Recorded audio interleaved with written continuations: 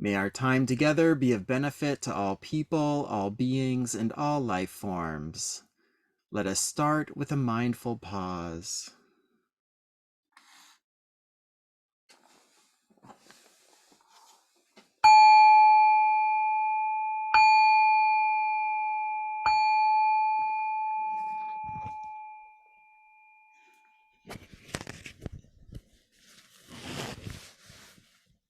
Gently take some slow, deep, effortless belly breaths. If thoughts arise, let them arise, but pay them no attention. Let all thoughts and worries about today, the past week, and the days ahead fall away into the background of your awareness.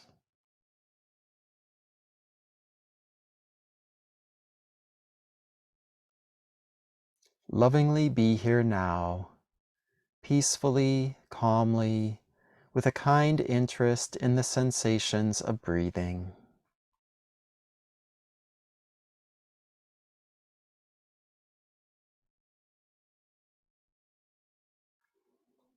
Kindly reflect on what your loving intentions are for attending this course.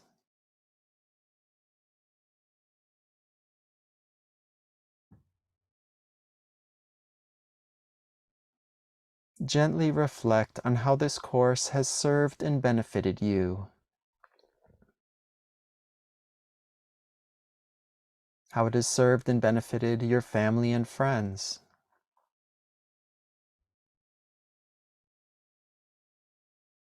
Your coworkers and acquaintances. And all beings and all life.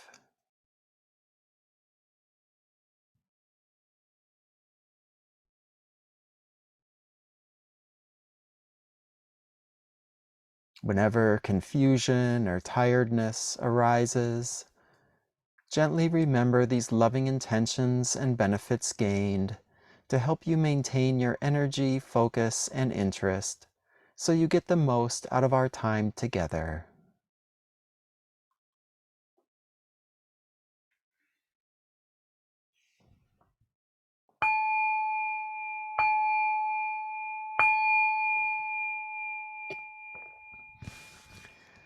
We are on lands that have been cared for by Indigenous people for generations. We offer our goodwill and thanks to all Indigenous people, past and present, and we stand in solidarity with you to protect and honor your inherent dignity, cultures, treaties, and lands. Welcome everyone, and thank you for coming to the final class of the Mindfulness Fundamentals course. Woohoo!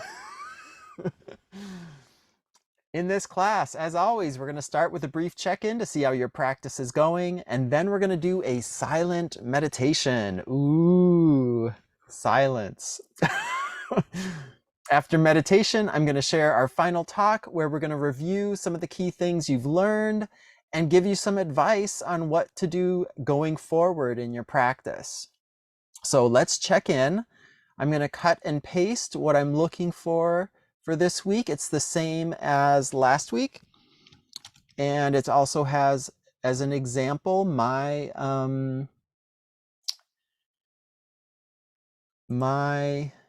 report for this week. Everyone in meeting. Here we go. So for course participants, we're looking for 4 numbers: the number of days meditated, number of days you did the you set intentions, number of times you investigated and or did Baladi, and the number of times you gave thanks, and that can be an average or range per day. Then 2 yes or no questions: yes or no. Am I starting to know the felt and experiential difference between being identified with form and not being identified with form? And the second yes or no is, are the investigations giving me light bulb or aha moments? And then a sentence or 2 sharing your overall experience with the self-inquiry practice. So go for it. And for those of you who are veteran meditators, you can just put in the chat 1 to 3 gratitudes.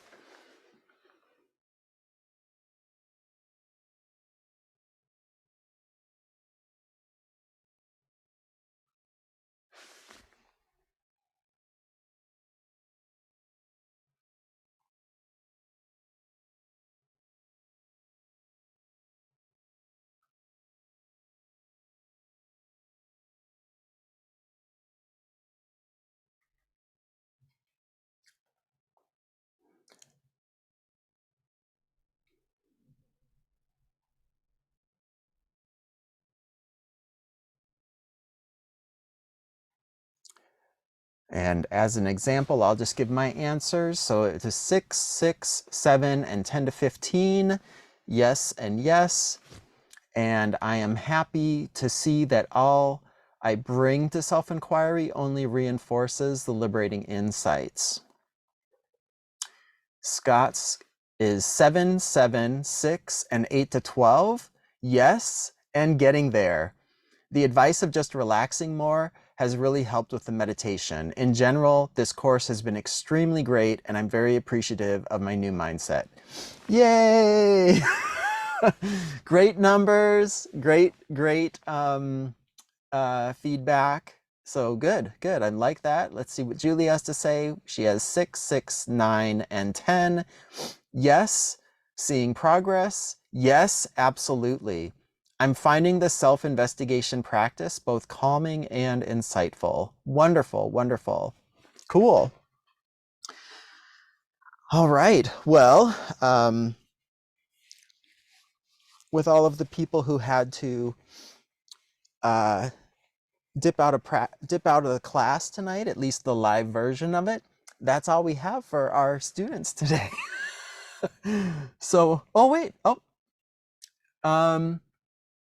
and C's reporting. Now C opted halfway through to, what did we call it? There's a way where you take a course, but you're not graded. C, what is it? The audit. You audited the Thank course. you. Yeah. So his numbers are coming in a little lower. So that means you basically, you don't need to do any of the practices. You just come and you listen. But we got a report 1, 0, 1, 5 to 7. Identifying some ways that I can increase the frequency and quality of my practice going forward. Regarding form, yes, some light bulb moments. I have appreciated being part of this course, and my apologies for not being consistently active. This course has been super helpful, and I intend to do it fully via watching the videos. Thank you, Freeman, for the flexibility. Great to connect with everyone too. Cool. So yeah, everybody's welcome. All of your efforts appreciated, and definitely a second run through this course will be helpful for everyone. And so cool. All right. With that, I think we're going to jump into our meditation for today. And in today's meditation, we're really taking off the training wheels. You're going to pick an anchor of your choosing, be it the breath, sound, bodily sensations, which you can do either as a body scan, where you move your attention from head to foot and back again and over, or you can do it where you just put your attention in the gentle, pleasant sensations of the body and hold it there. Or you can put your awareness in the formlessness, the space, the silence, the stillness.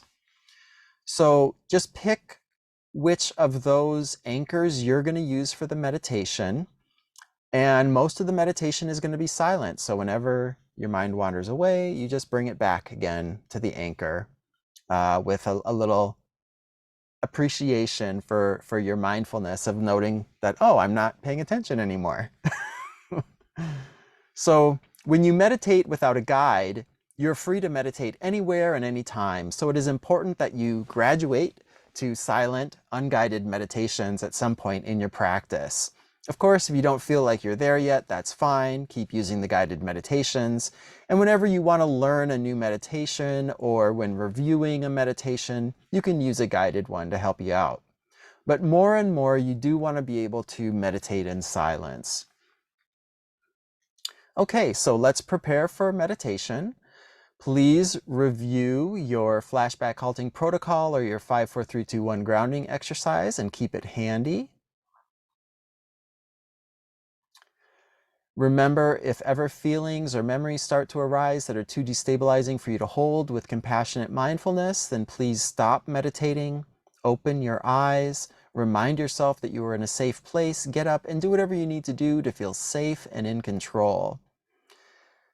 Get into a comfortable position that will help you be relaxed yet energized and awake. And if it seems wise, keep your eyes closed to direct your attention inward. If you're at risk of falling asleep, then you may open your eyes and gaze in an unfocused manner at something pleasing that doesn't stimulate thought.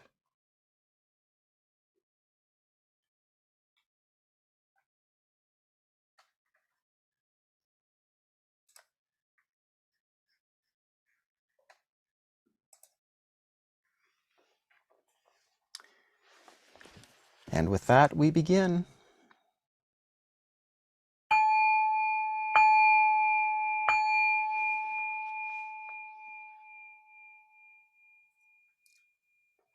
Meditation is an act of love for ourselves and all life. Kindly anchor your awareness on your heart space. Gently invite the heart to be warm, open, and receptive.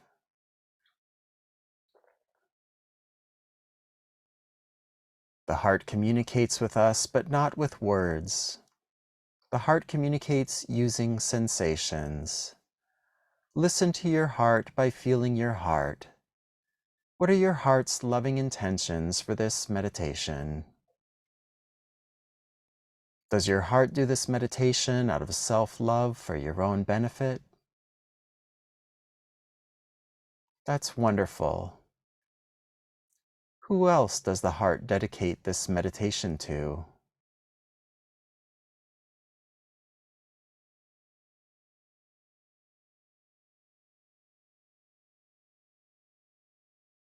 Does your heart want this meditation to benefit your loved ones? Excellent. And who else?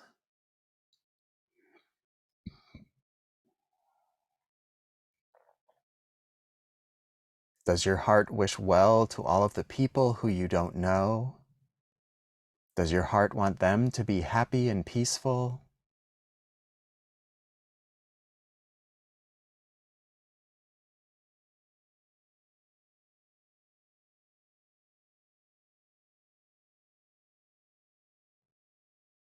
And what about people who cause harm to others and themselves? Does your heart wish that they may be free from their misery and know their inner love? Ignore the thoughts in the head and listen to your heart. Does your heart wish well for people who cause harm? Compassionately check in and see.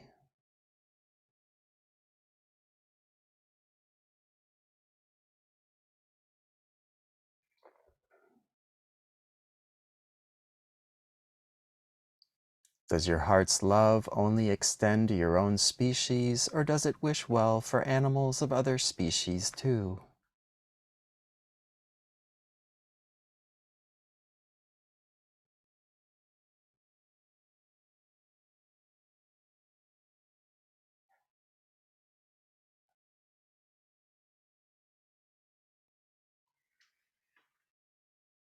Does your heart's love only extend to living beings, or does it wish well for plant life, water life, land life, and ecosystems as well?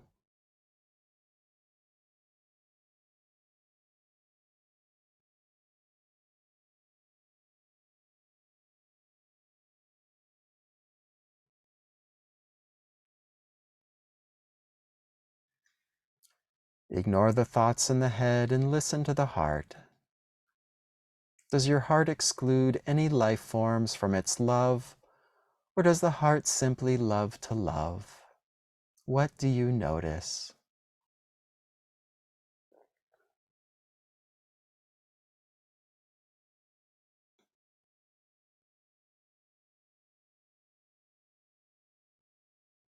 Having listened to your heart, what are your heart's loving intentions for this meditation? Who does your heart genuinely want this meditation to serve and benefit?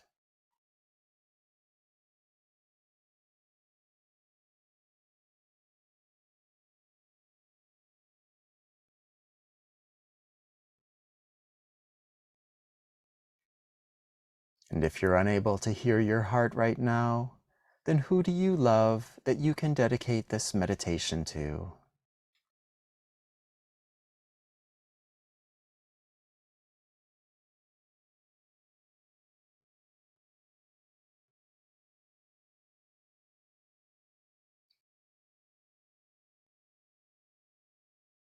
When you set some honest, loving intentions for this meditation, your heart may feel alive with warmth and love.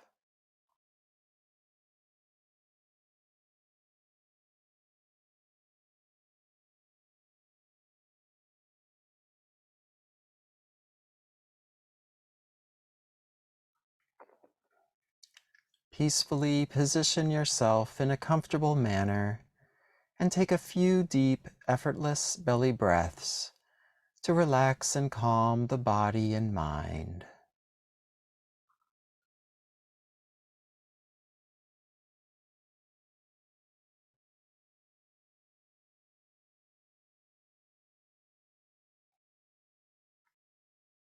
Kindly breathe slowly and deeply into the belly.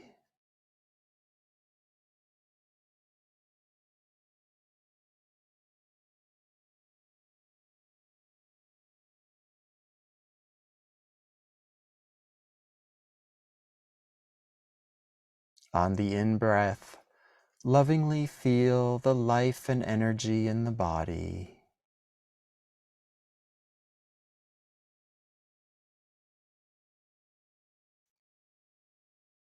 On the out-breath, kindly invite the body to relax and soften.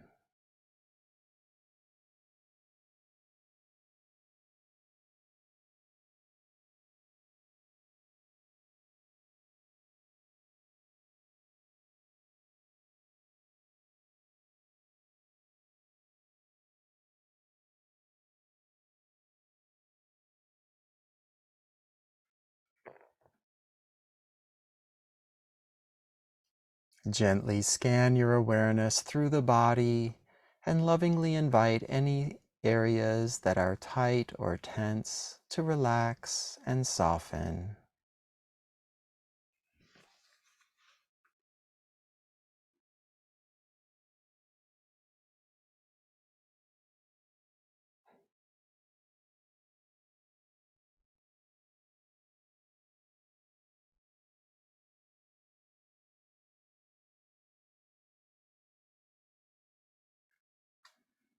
Gently now, pick an anchor of your choosing.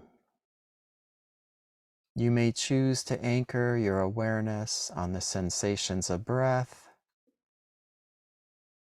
on the sounds you hear, on the sensations in the body, either by scanning your awareness from head to toe, from back to toe and head, and over, or by resting your awareness on the subtle, pleasant sensations in the body.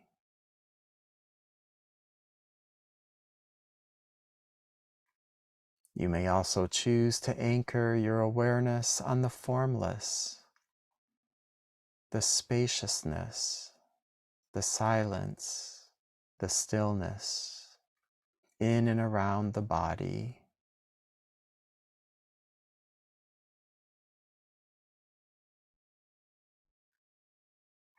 Lovingly decide which anchor you're going to choose for this meditation.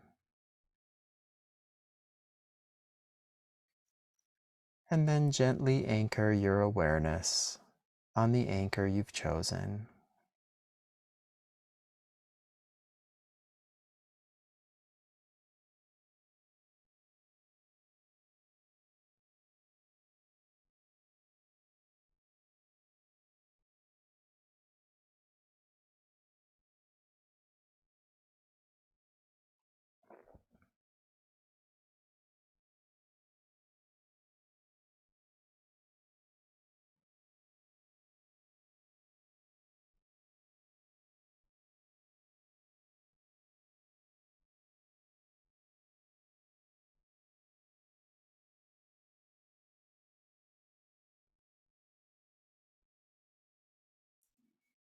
Whenever you notice that the mind has wandered away from the chosen anchor, silently give thanks for the mindfulness that has alerted you to this, and lovingly bring your awareness back to your anchor.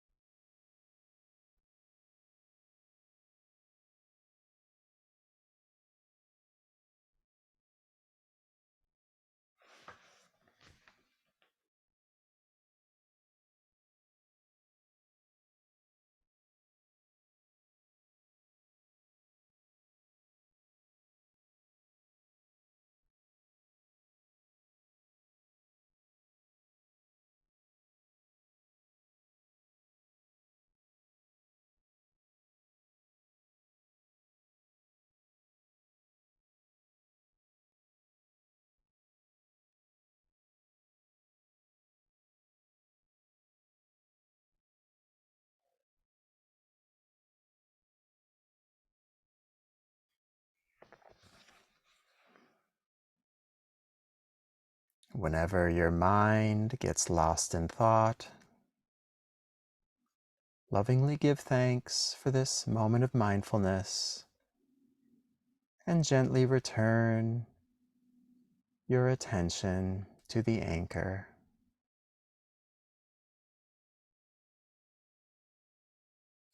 We will continue this meditation in silence now.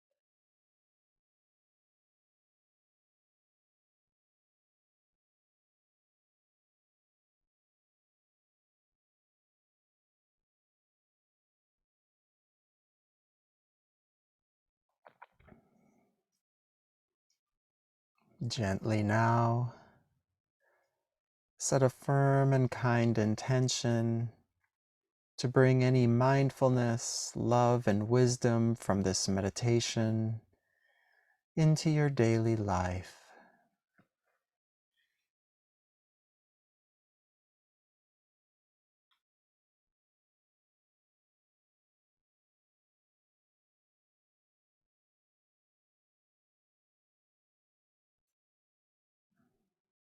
Kindly now rest your awareness on the heart space. Out of love and generosity, we share any merits gained from our meditation with all life everywhere. May all life everywhere be free from suffering and misery.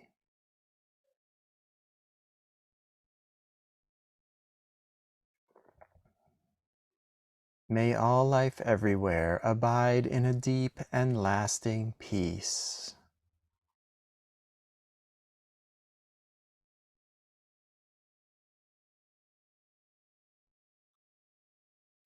May all life everywhere know the highest forms of happiness and be at ease.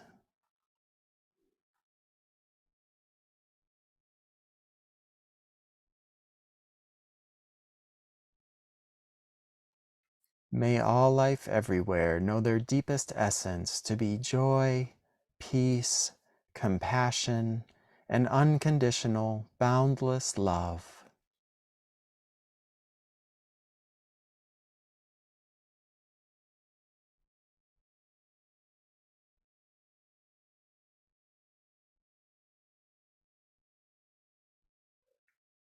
May all life everywhere be fully and permanently liberated.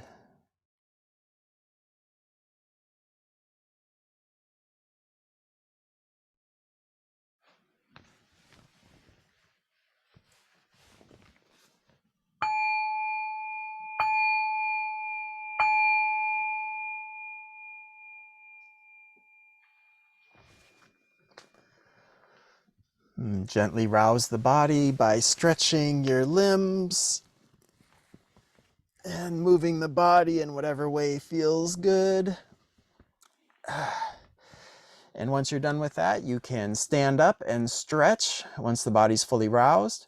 You can also mark on your log that you did a 25-minute meditation. We shortened it just so we make sure to have time for all the rest of the activities for tonight. And in the moment-to-moment insights and benefits, you can list any pleasant feelings that arose during the meditation or any insights that arose.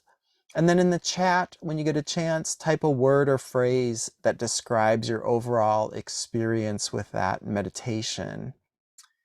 And I'm gonna take my stretching break and be right back.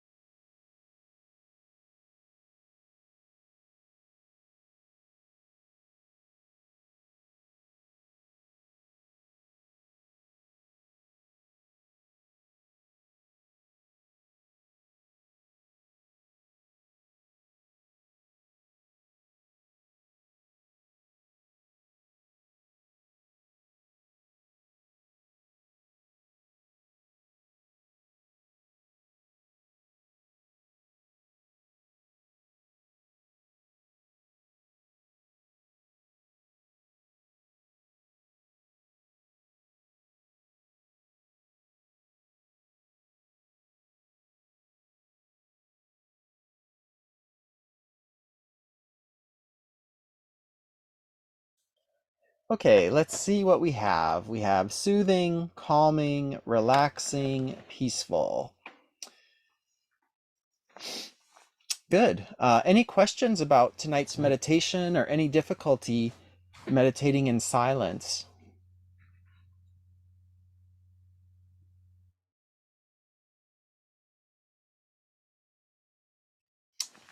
Awesome. I guess you guys are graduated for a reason.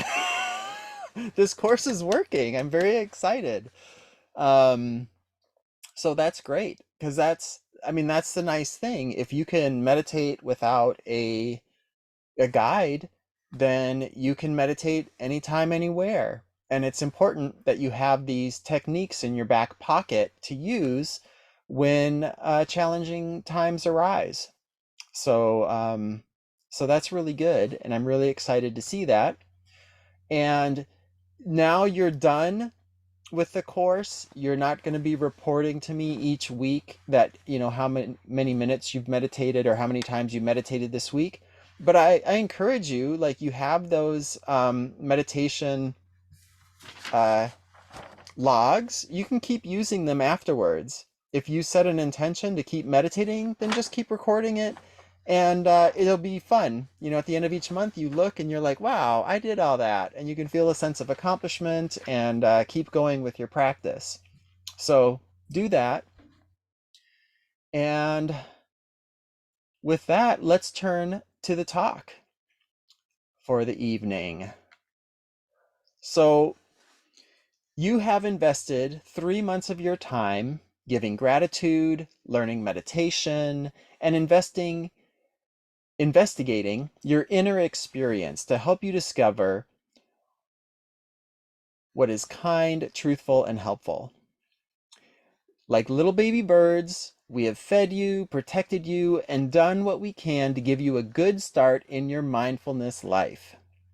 Today, you are ready to fly away from the nest and make your own way. So in this talk, I'm going to give you some parting advice and resources to help you fly high and continue making progress with these mindfulness techniques so you can live with more love, wisdom, courage, and joy. Before we talk about those next steps or that advice, let's briefly, and maybe not so briefly, but let's review what we've learned and talk about a few other things. So I'm going to share the screen here.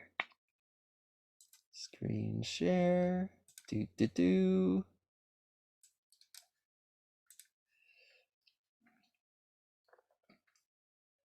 Okay, you may remember this visual aid from class 2. It is our roadmap to love and wisdom.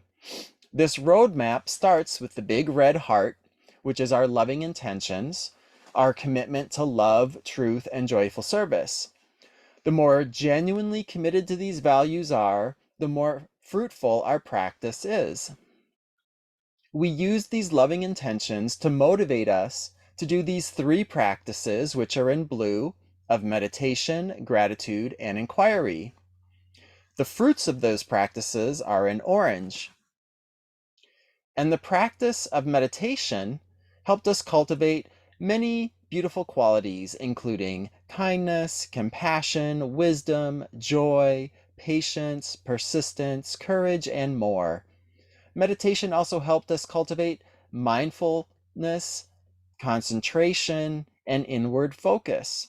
These qualities better enabled us to do the practices of gratitude and inquiry.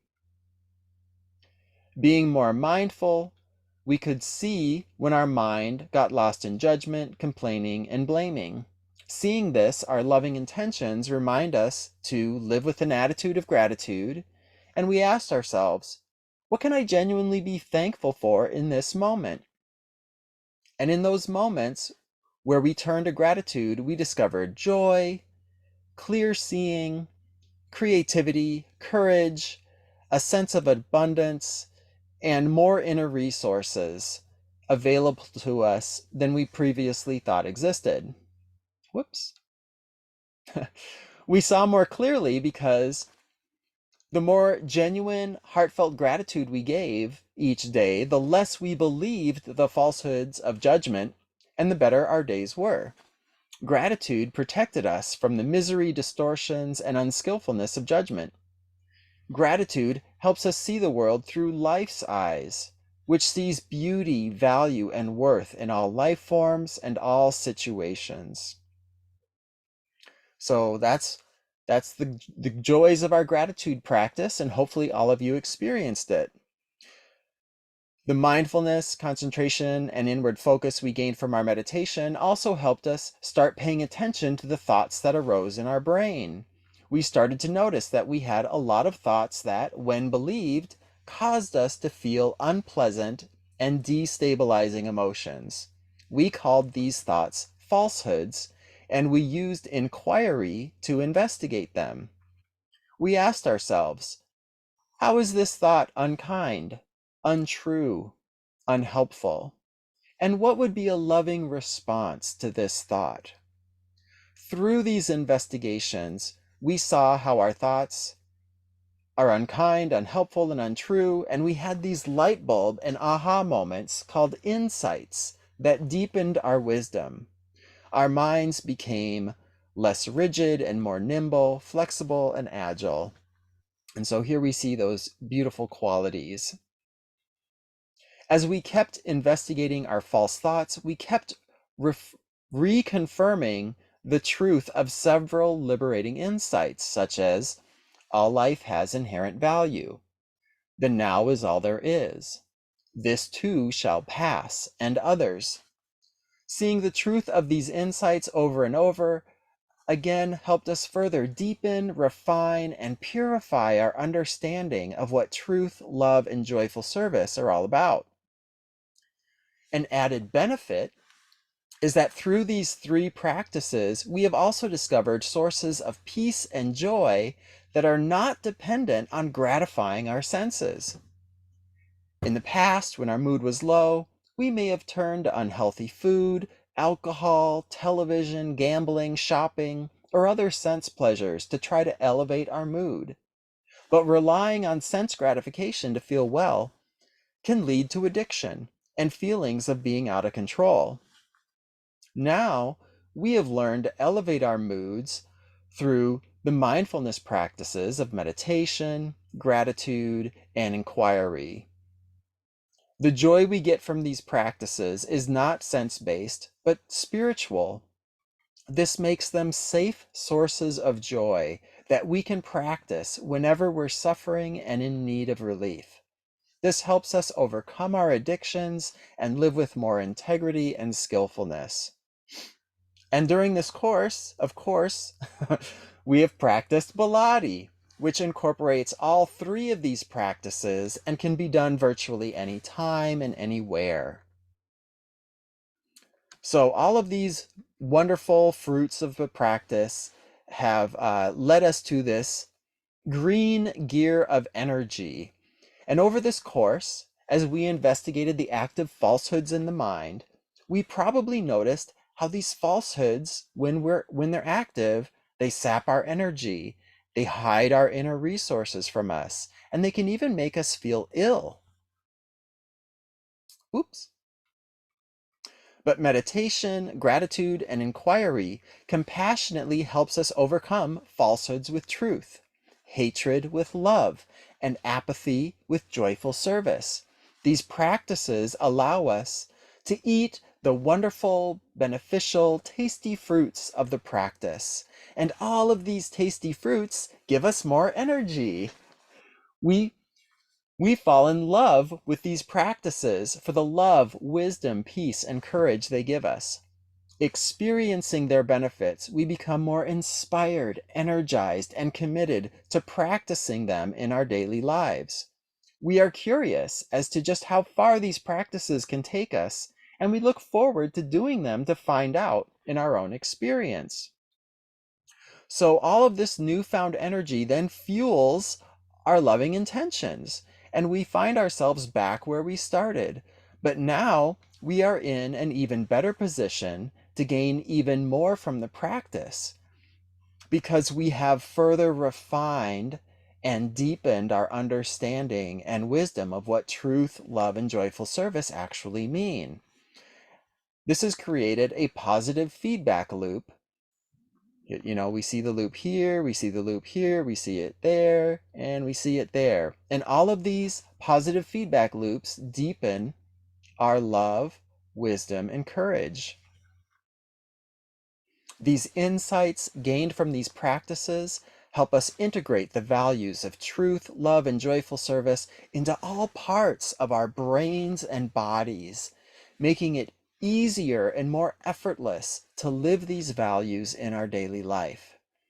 This is why we can say truth, love, and joyful service are both the path we take and the destination of the path. The more we live from the values of love, truth, and joyful service, the less we live from the narrow, personal, egoic view that we are an individual human being struggling for our survival. And as we are finding out through our investigation, this view leads us to suffer and to behave unskillfully and to cause suffering to others. The more we live from the values of love, truth, and joyful service, the more we embrace the all-inclusive, universal, wise view that we are the boundlessly loving source of all life. This view leads us to joy and skillfulness. It benefits us and it benefits those around us. Now the choice is yours. A personal perspective of falsehood, suffering, and unskillfulness, or a universal perspective of truth, joy, and skillfulness. As always, none of what is taught here needs to be believed by faith alone. We can let the compass of our body guide us back home to truth, love, and joyful service. Our body minds are a falsehood detection system. They set off an alarm whenever we mindfully notice an active falsehood in the mind, experience an emotion in the body, or engage in unskillful behaviors, or notice unskillful behavior impulses.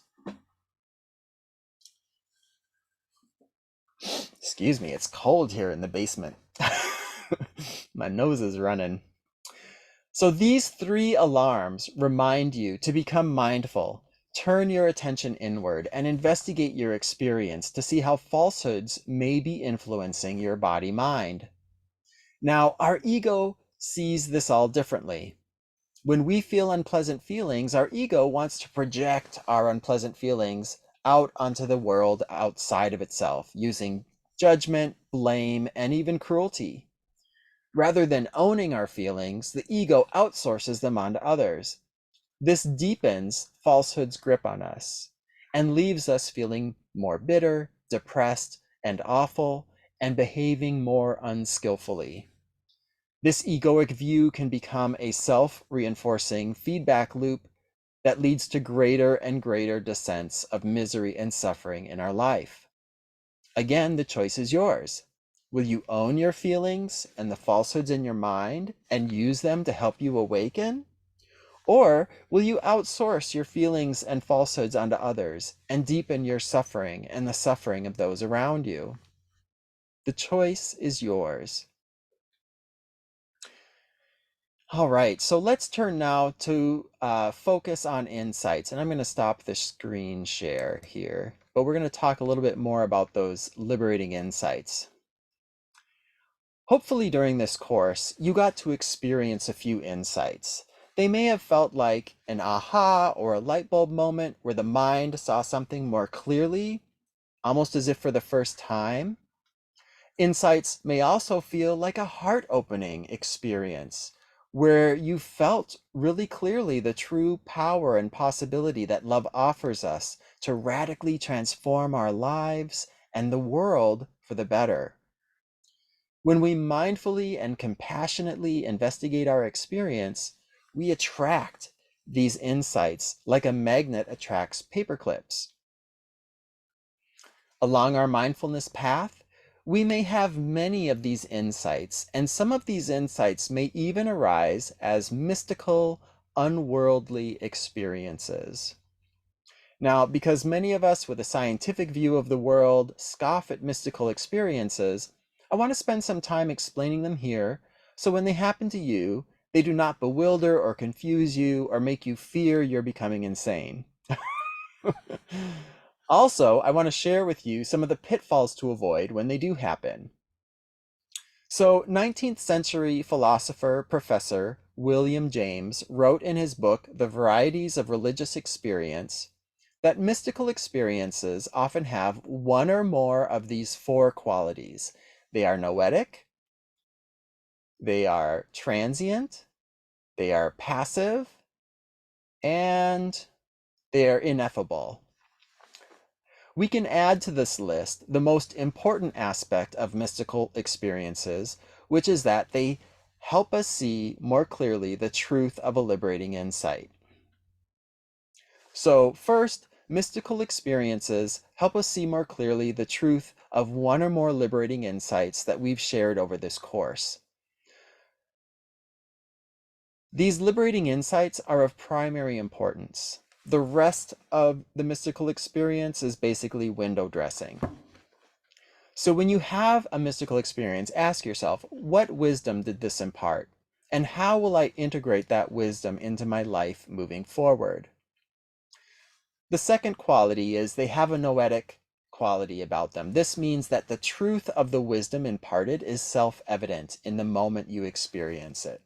There is no doubt that the wisdom, insight, or revelation gained is truthful and honest. By imparting wisdom, these mystical experiences tend to be life-changing. They reprioritize our life, so we are more wise, loving, and skillful, and they help us see things more clearly. Thirdly, mystical experiences are ineffable. This means they are hard to put into words. Mystical experiences are a direct experience that are hard to explain to others using language. For example, trying to explain what it is like to experience a benevolent force downloading volumes of information into your mind and heart in just one moment. Like that's kind of not something that we experience in our normal life. So that would be very challenging to explain to someone. Fourthly, mystical experiences are transient. For most people, they're very brief, and once you have one, it's never repeated again, at least not in the same way or shape or form. And then fifth, mystical experiences are passive. This means they happen by grace, not because of our actions. Thankfully, our mindfulness practices increase our chances of having them, but the experience itself is not reproducible. So if you have a mystical experience on, say, a meditation retreat, don't expect to have the same experience the next time you do the same retreat. It's just not going to happen that way. And I know this is a lot to take in, so I'm going to give an example from Peace Pilgrim where she described one of her mystical experiences. Notice how it imparted a liberating insight in an ineffable, noetic way, and how it was a temporary and passive experience of grace. And here is her describing it in her own words. There were hills and valleys, lots of hills and valleys in that spiritual growing up period. Then, in the midst of the struggle, there came a wonderful mountaintop experience. The first glimpse of what the life of inner peace was like. That came when I was out walking in the early morning. All of a sudden, I felt very uplifted, more uplifted than I had ever been.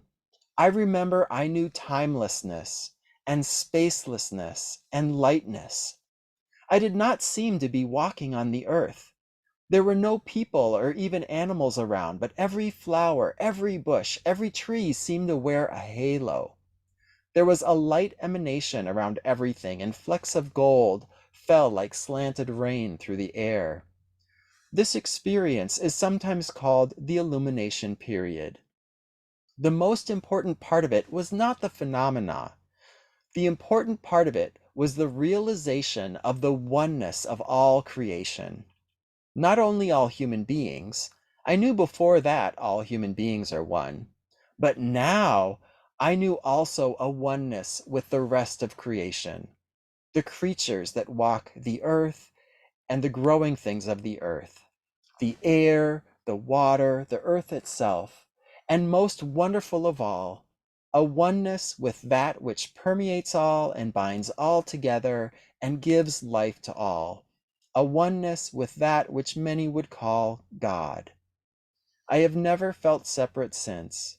I could return again and again to this wonderful mountaintop, and then I could stay there for longer and longer periods of time and just slip out occasionally. So the key message of this insight of Peace Pilgrims was that we are one with all life. All of us are not just a child of life, but we are life itself. The experiences of timelessness and spacelessness that she described, and the glittering flecks of gold and halos, were all the beautiful window dressing to underscore the importance of this liberating insight she was shown. As always, you don't need to believe any of this until you know it to be true from your own experience. Until then, just keep an open mind. An open mind will help you to better accept and integrate any mystical experiences you encounter. Now, many people have had mystical experiences, and egoic falsehoods lie in wait to hijack them for their own nefarious ends. So here are 4 common pitfalls to avoid should you have a mystical experience. And really, it's important to avoid them not only in your practice, but also to be on the lookout for them from any wisdom teachers who you go to learn from. Pitfall number 1, mistakenly believing that my wisdom tradition is the only true wisdom tradition. So these supernormal experiences communicate to you using languages and images that make sense to you. If you are Hindu, you may see Vishnu, Parvati, Lakshmi, or another Hindu deity. But if you're Muslim, you may interact with Muhammad, Allah, or angels. And if you are a free-thinking atheist, your experience will be completely devoid of religious iconry, and you may simply experience being filled with light, love, or the most exquisite joy you have ever felt. The universe uses what you know to help you really get the message.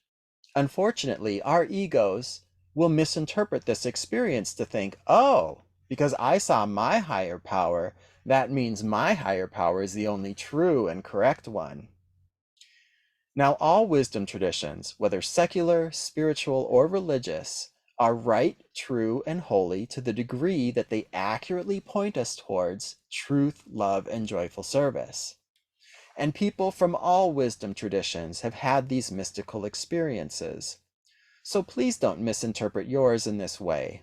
Instead, focus on the liberating insight, not the window dressing that comes along with the liberating insight. Make sense?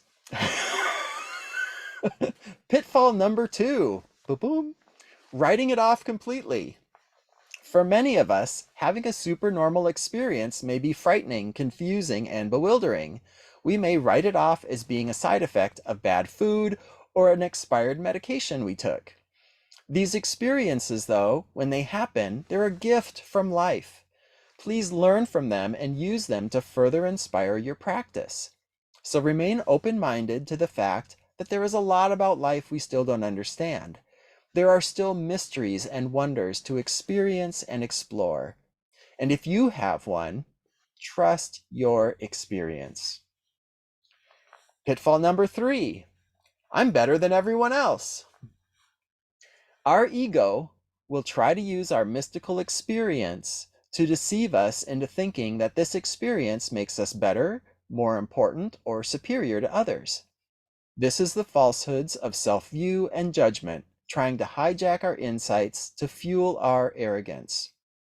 No one and no being is better or more worthy than anyone else. We are all manifestations of the one life.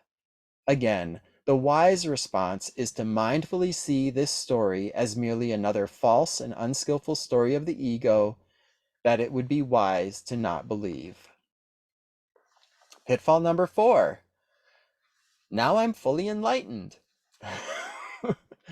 Our egos also like to misinterpret supernormal experiences to mean that we are now fully enlightened. We may think that our work is done and that everything we do is sanctified, holy, and pure. This mistaken belief again feeds the arrogant story of self-view. Not all supernormal experiences are actually awakening experiences. Mystical experiences can also arise with insights when influenced by plant medicines in a ceremony, with near-death experiences during intense life and death moments, and probably in other circumstances as well. The true test of a true awakening experience is, have you had a permanent and lasting shift in your view and understanding of reality? If so, you have had an awakening experience. But even still, we often need multiple awakening experiences before we become fully enlightened. For example, Buddhists say we need 4 of these awakening experiences to become fully enlightened. Other other traditions have many others. So it varies. The true test, though, and if a person is fully awakened, is being able to answer yes to these 2 questions. Are all of my actions effortlessly skillful? And do I only experience the 4 states of love? If not, you are not yet fully baked. You need more time in the mindfulness oven. I'm going to go to another visual with a shared screen. So this is a diagram Peace Pilgrim drew to chart her spiritual growth. The vertical axis tracks how joyful or miserable she was. So we can see down here, pretty miserable, a little bit of joy, and more joy. The horizontal axis is her life over time.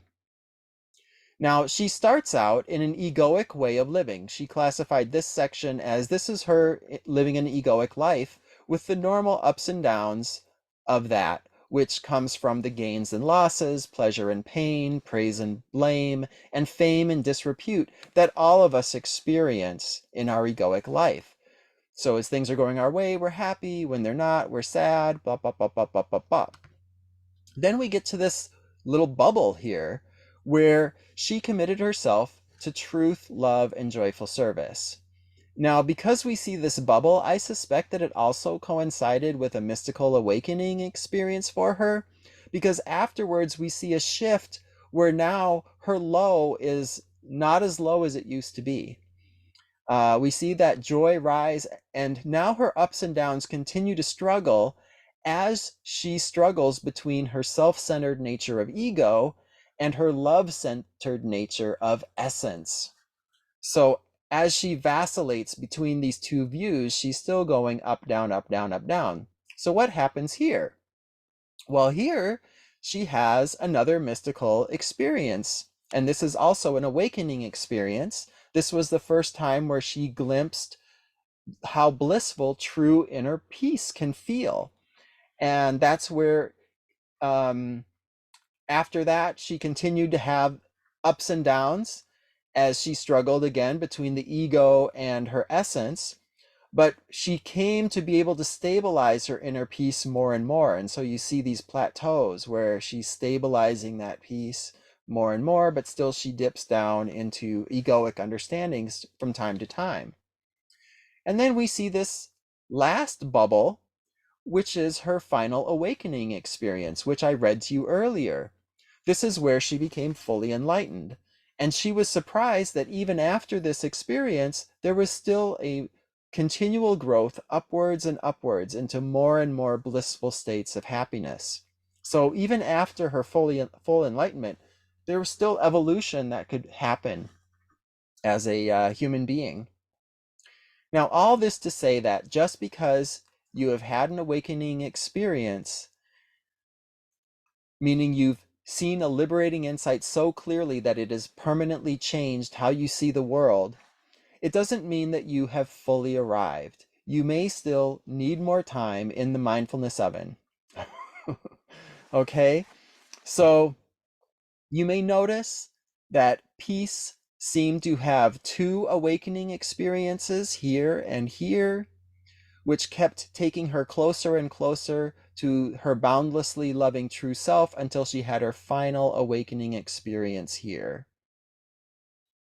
Similarly, there are many spiritual teachers who have had a mystical experience and mistakenly think they are fully awakened, when really they are only half-baked. If they claim to be fully awakened, be careful of them. Jesus gave us a great way to evaluate our wisdom teachers. He said, "You will know them by their fruits." I'm going to stop the share here.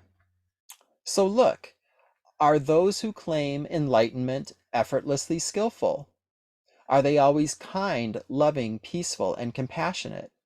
If not, put them back in the oven because they're not done yet. If any wisdom teacher speaks from a place of arrogance or superiority, they're serving spoiled fruits. If any wisdom teacher creates a group of us versus them, their fruits are going to make you sick. Don't eat them.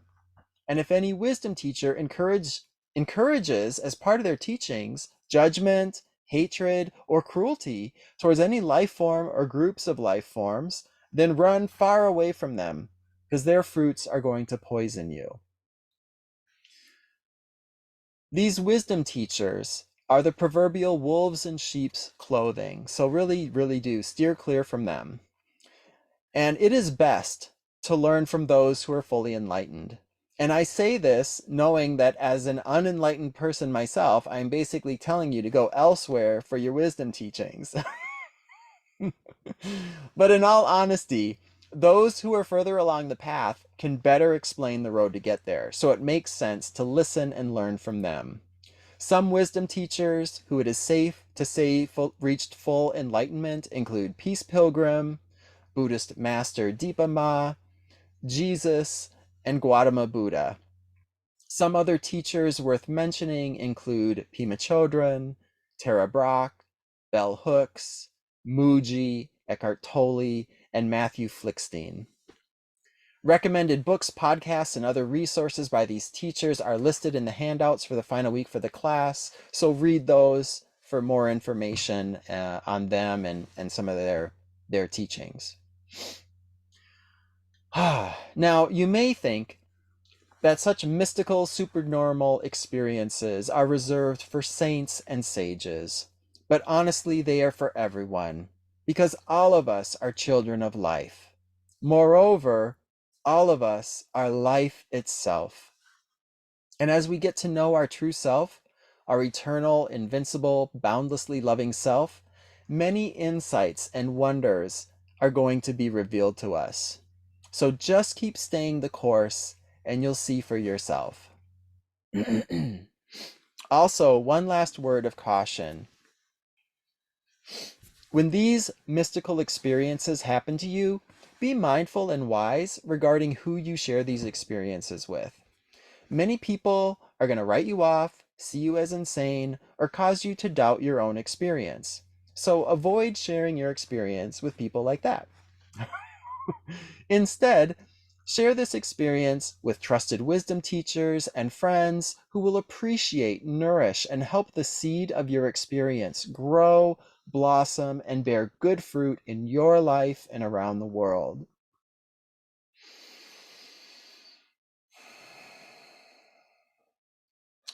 The theme question of this course has been, what contributes to your well-being and the well-being of others? Hopefully by now you have experienced firsthand the benefits of meditation, gratitude, and investigation. These practices have all been fueled by your loving intentions.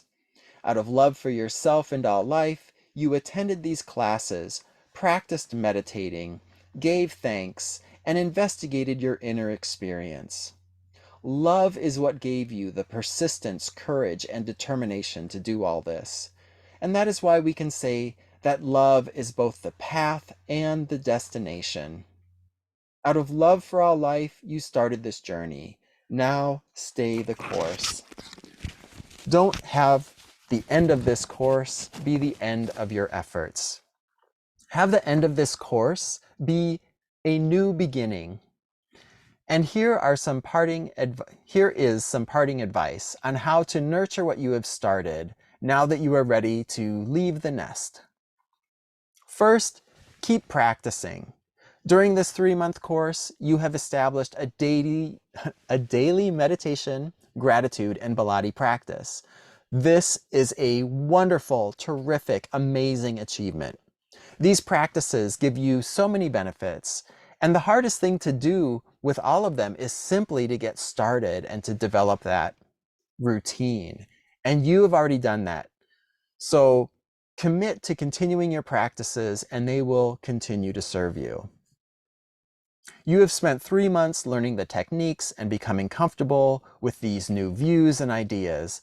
Now continue applying these practices and views for another 3 months before evaluating their usefulness. You will find that you get out of this practice what you put into it. Therefore, make a firm resolve to do your best. At the same time, be compassionate with yourself. Do these practices joyfully, out of love for yourself, not out of a sense of duty, obligation, or sense of guilt. As you practice, keep expanding your meditation practice. Now that you can meditate on your own in silence, you can continue to expand your practice every week by 1 minute a week until you're meditating 20 to 30 minutes a day. Longer meditations allow you to connect deeper into your inner love and view reality more clearly. BoundlessLoveProject.org has a variety of guided and silent meditations of various lengths that you can use to gradually expand the length of your daily meditations. They can all be found on the Guided Meditations page under the Resources tab of our website. Like the old Zen saying says, you should sit in meditation for 20 minutes a day. Unless you're too busy, then you should sit for an hour. If you can't find the time to meditate, you may want to set a firm resolve such as, I won't watch any TV or engage in a similar form of escapism that you prefer, like jump on Facebook or Instagram, etc., until I have completed my daily meditation practice.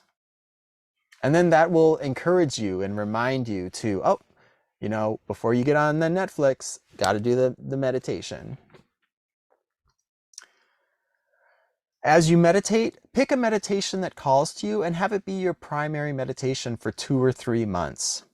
Sticking with the same meditation for an extended period of time helps you go deeper, see the benefits of it, and learn the meditation technique so you can feel very comfortable doing it without a guide at all. If no meditation calls to you, I would suggest you pick either the breath meditation, sound meditation, a body scan sensation meditation, or a formless-based meditation. Just pick whichever one of those calls to you and go for it. After learning one technique well, you can then switch to do another form of meditation that calls to you. Another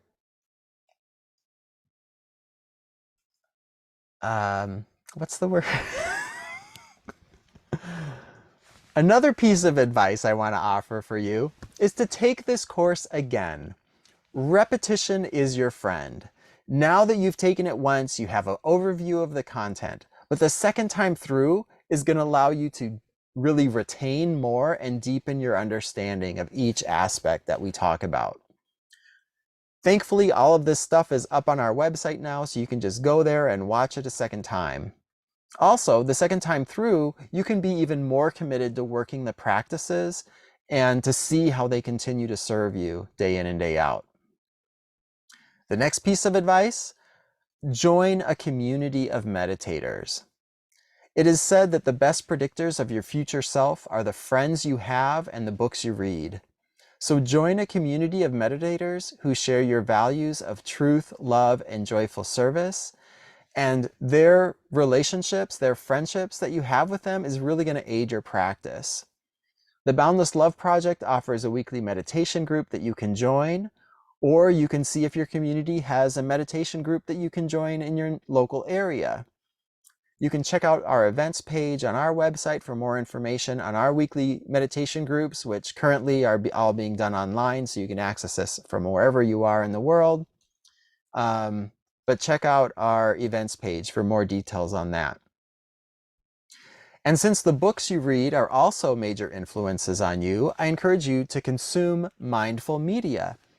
In the handouts we're going to give you for this week, we list several recommended books, podcasts, TED Talks, and other media. They share similar information using different words, and this might help you see the same information from new and helpful perspectives. You may also want to listen to the other free trainings we have on our website. For example, we have Living in the Now series and the 4 Kinds of Love series, and those are posted under the training tab on our website. You can listen to them as you commute to work, do household chores, or while you meditate. They will all help reinforce what you've already started learning through this course and help take you deeper. Another great practice to consider is regularly renouncing things. So do a temporary renunciation of sense-based crutches that you might have, like eating sugar, smoking, drinking, eating meat, and similar things.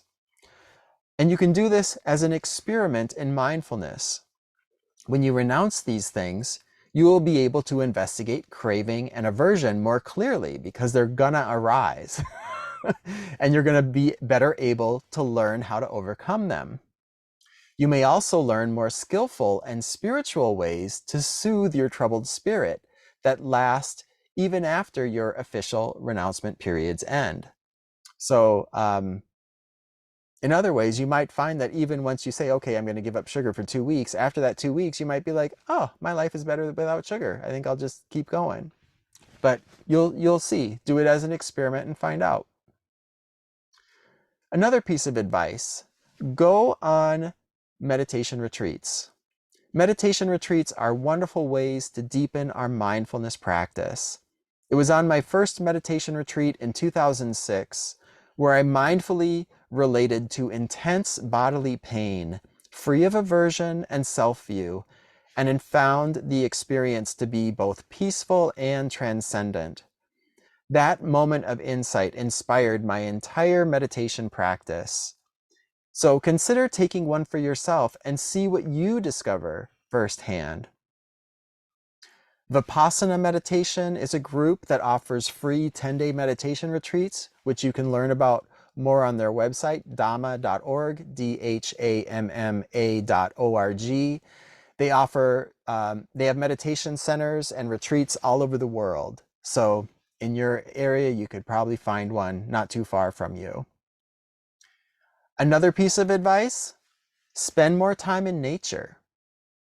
Trees, sky, flowers, and wildlife, they are all one with life, whereas the falsehoods in our mind keep us separated from life. Spending time immersed in nature helps us better feel and experience that oneness and that freedom from the falsehoods in our mind. It's like their wisdom rubs off on us for a bit, so do your best to spend more time in nature. It'll really help us merge with all life. Finally, if you have benefited from this course, please consider financially supporting our work with a donation or by volunteering your time to help us run our operation. The Boundless Love Project works on a gift economy model, freely offering these teachings. I volunteered my time to teach this course, and if you would like to support me, then when you give your donation online, list my name in the Thank a Teacher part of the form, and a portion of your donation will go to me. If you mail in a check, then write my name in the notes, and a portion of your donation will go to me. Currently, that portion is about half of your donation, and then the rest of the funds would go to the Boundless Love Project. So if you've benefited from this, that's something you can do to sort of give back and allow us to continue to offer these resources to others going forward. All right, so those are my list of things you can do I'd like you to take out your journal now to take a few minutes to write down your plan for what you're going to do. And really just make a commitment to yourself. Make a plan that makes sense for you and that is for your highest good. And in this plan, think about writing. What are your meditation intentions going forward? How many days a week would you like to meditate, and how long would you like those meditations to be?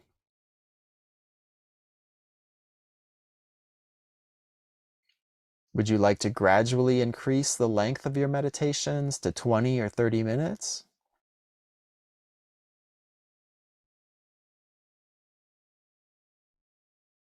And what are your intentions with gratitude? How many gratitudes a day would you like to continue to give going forward? We suggest 10 or more, but what rings true for you?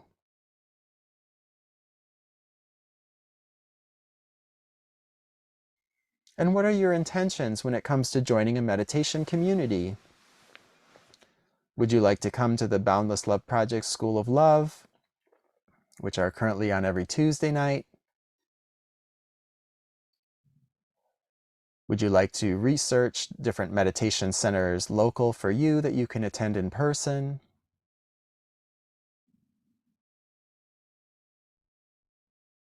And what are your intentions with investigation and the Biladi technique?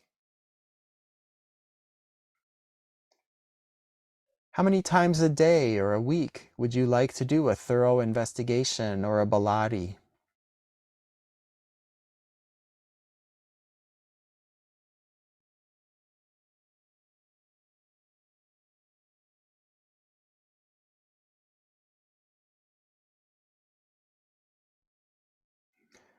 And what other intentions might you have around your deepening mindfulness practice that you think would be beneficial?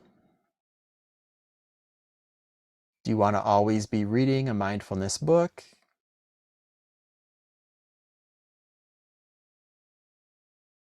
Do you want to read Peace Pilgrim's book, or Deepama's book, or listen to Muji's podcast?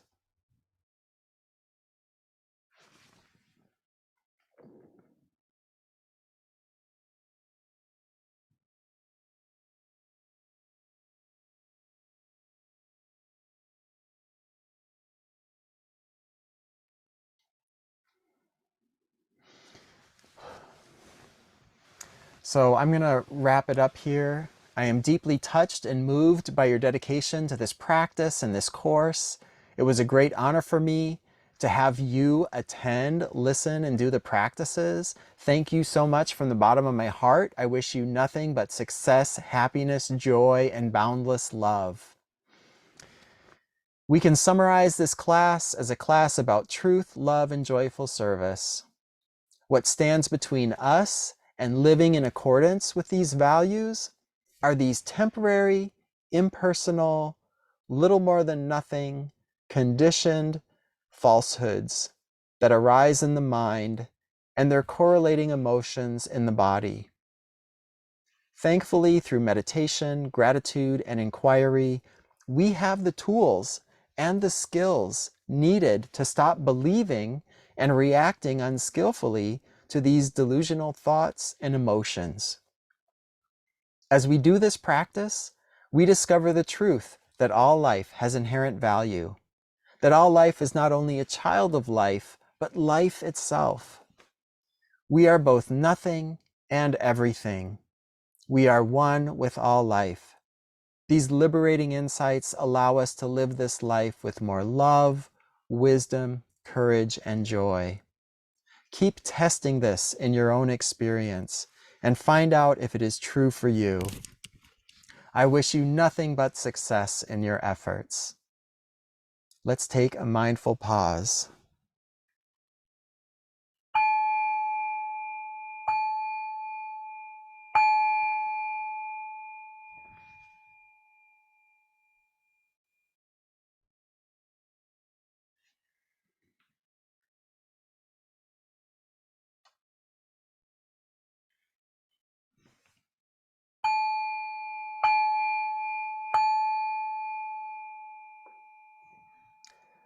Check out the Mindfulness Fundamentals page for our final handouts.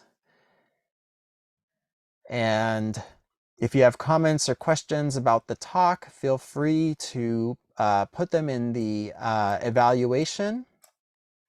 I'm going to cut and paste the web link in the chat.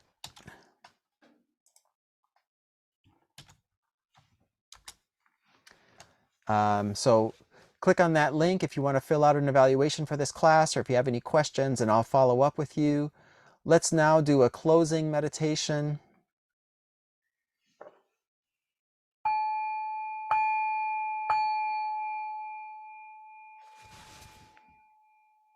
Our time together, learning how to come home to love, truth, and joyful service brings us many benefits. We freely share these benefits energetically with all beings and all life, that they too may benefit from our meditation practice. May all people, all beings, and all life be free from suffering, safe and protected, healthy and strong, peaceful and happy.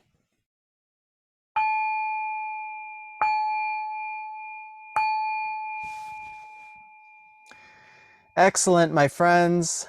Thank you again for all of the effort you have put into the practices. Please keep doing the practices with kindness, patience, love, and persistence. I'm going to stick around after class if any of you have comments, questions, or would like to share your gratitudes with each other. Be well. I love you and wish you peace, love, wisdom, and joy.